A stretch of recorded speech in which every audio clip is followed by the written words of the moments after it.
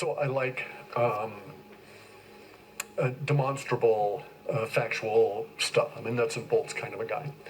And so I'm going to make a statement that is not a claim. Or it is a claim in a way. In a legal sense, it's a claim. And so I'm going to say, but factually, I am an interdimensional traveler. Factually, I have traveled interdimensionally. I could do it now. I could do it tomorrow if I chose. And I can repeat this. And I can go to these other dimensions and I can bring things back as proof that I've been there. It may be possible for me to take others with me. I don't know. I've never tried. But I am an interdimensional traveler, and I've been to other dimensions. But I'm saying it as I have a method for doing it. I can show you this method. I can show you factually stuff that I've brought back. I can discuss the state of being in the other dimension intelligently. But I am saying that I've taken psychedelic drugs and I've traveled interdimensionally using shamanic levels of psychedelic drugs. Now, be advised, shamanic levels are usually thought of for mushrooms at about 25 wet grams or higher, or maybe 9 dry grams or higher. And I've done those levels. And so I've traveled interdimensionally. And there is no difference in my traveling interdimensionally than what we are experiencing as humans as others travel here, in the sense that of the reporting. So in other words, when I take the mushrooms, it's a 7 or 8 hour to 12-hour journey. It's better than DMT because DMT plows you there, but it strips so much of rationality away that you're not able to get much out of the experience, and it's very brief. So I didn't like DMT. It never got me anything going there, coming back. And I brought stuff back that allowed me to do my WebBot software, allowed me to program the emotional reduction engine. All of these different kinds of understanding have occurred because of these interdimensional travels and because of the people I met on the other end of those interdimensional travels and the discussions that we had had. It is truly a remarkable reality, and it is much more real than anything here, much more real. And you learn things if you know what you're doing and you're skilled. Most people are not they don't learn things because they're not skilled. Okay, they don't understand the nature of the psychedelic experience. They take it for recreation or psychological issues, and there are other layers to it. In any event, though, so when I did interdimensional travel, the very first time that I ever opened that door, because I'd taken all kinds of psychedelics, and it is like, psychological and so on, but it was never a journey. And then one day I'd taken enough of it was actually mushrooms the first time. Thereafter I concentrated on mescaline for a while, because mescaline I found to be an easier entrance. But, then the ability to get mescaline faded. In any event though, so, but the first time that I went there, I opened up the door in consciousness, the doors to perception that Aldous Huxley talks about. And I stepped into a place. This was hyperspace. And there I encountered the mantids. And a mantid, a senior old scientist mantid. And I was flummoxed, absolutely flummoxed. Now, I did not understand at that time that I did not have a body. That I wasn't projecting a body out, what I was just a sphere. The most efficient shape in all of universe, in all of materium, and all of consciousness is a sphere. So you go back to being a sphere whenever you're not trying to project any other shape. Anyway, so I show up in this mantid's place, and it's basically a consciousness research lab. All right, and very much this guy was a mantid scientist. That was his role, and he was very, very, very, or it has no sex that way. Has no sex or gender. I think of them all as he. There were a couple that were clearly beta personalities, right? Whether they were female or male made no difference. They were simply betas. Anyway, so my encounter with him, I learned a lot. And I learned a lot about the nature of the mantids, the nature of their fucking around with other life forms, and some of the nature of how they are structured. And they are truly an insect. They don't really look like a mantid with the abdomen back. They look much more like an ant. He was able to, because they live and do things in consciousness, to them it's literally like just opening up a door to your outdoor experimentation shop and going out there, right? They don't have to do anything to their bodies. When I finally got skill, I was able to express a more or less hominid form. My face was probably just basically a blank because your mind is so occupied with everything else going on around you, you don't put the energy into maintaining your shape.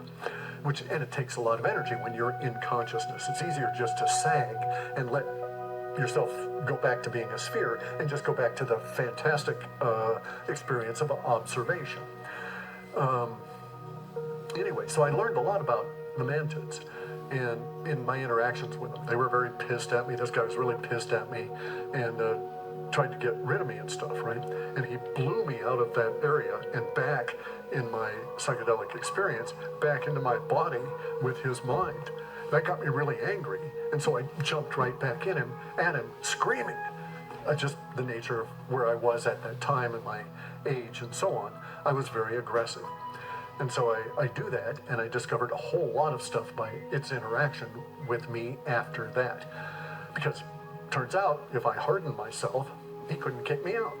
If I was aware and focused on him, he couldn't kick me out. I could actually cause things to have problems for him in his experiments. So I was aggressive and irritating, and he was extremely nonplussed. They don't have emotions like us, okay? So mantids, reptiles, they don't have emotions like us, all right? Any of these other beings. It all has to, I met this one guy who does have emotions. They're much more advanced than us, I think. Anyway, so he taught me a lot of stuff, and they had fought the mantids, okay? They had kicked the mantids off their planet. The mantids may be what we call archons here on Earth in ancient times, because these guys don't work through walking around physically, even though they are physical, and they may indeed be able to come here physically, but they work through this media of consciousness. And to them, the perfect society, the perfect order is what they have. And they fear that that's really the only emotion that they have, okay? They have irritation, they have sort of like placid satisfaction, but they don't have any big ups and they don't have any big lows in emotions because they don't have a central nervous system the way we do. And even beyond that, they don't have a vagus nervous system, which is where all of our emotions come from. I learned this from the painted skin fellow, the emotionally painted skin fellow. And he taught me so much about the vagus nervous system. That was what he was attempting to get across to me, was what we are and how to deal with things as a hominid in the material, and how to interact with this technology of being able to go to consciousness and seek. Anyway, though, so I learned, and I did things, and we met, and he taught me stuff. He paid me back repeatedly for the single idea of the paint. He was very grateful about that, and I got much more out of him than I had given him. I'm quite certain. Anyway, though, so I am reminded that communism is exactly the way that the mantids work. Now, the mantids are insects, and they're very predictable kind of an insect. So the mantid I was looking at, that I was interacting with at first, was this big fucker, and the older they are, the bigger they get. They physically have to shed their body and keep growing, right? But their minds don't grow. They fear, and they fear us. And what they really fear is not us, but they fear all species, all beings that can individually learn. And so their social order is entirely communistic. It is entirely a dictatorship, and it is entirely a scientific dictatorship, and it is entirely structured, and it is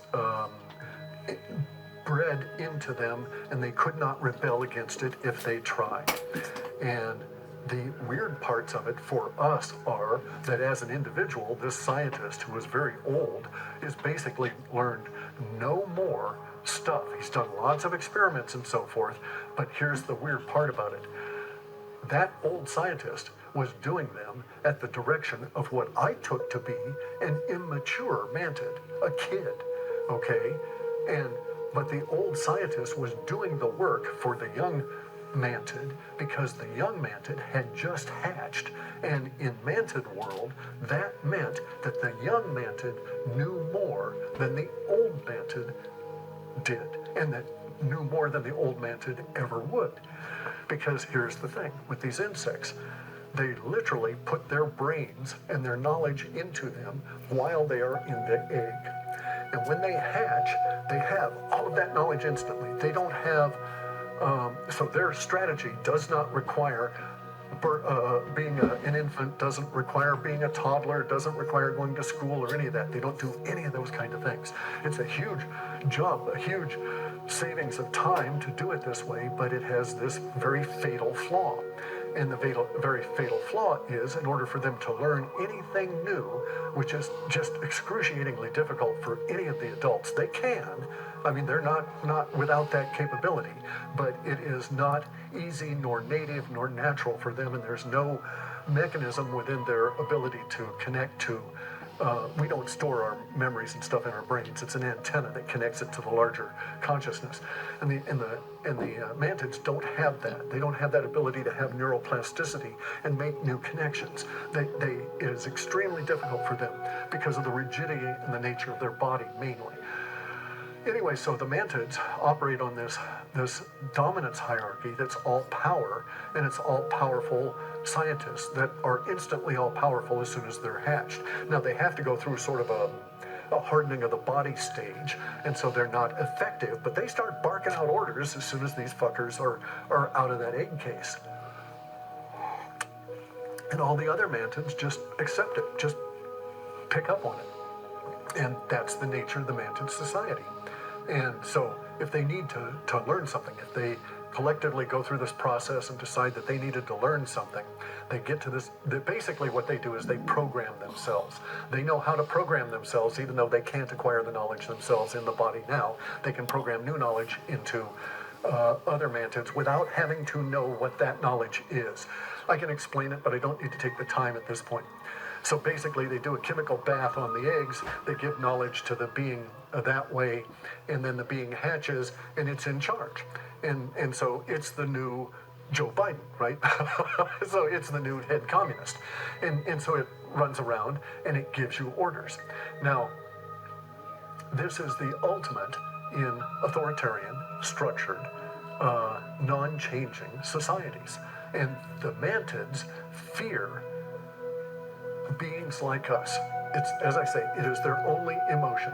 It is a survival thing, just like with us. They have the ability to sense and feel fear. And that mantid I was interacting with, when I got pissed and blew right back in there, I made him afraid. I made him uncomfortable because of the skill, my nascent skill, the fact that I was a schizophrenic or whatever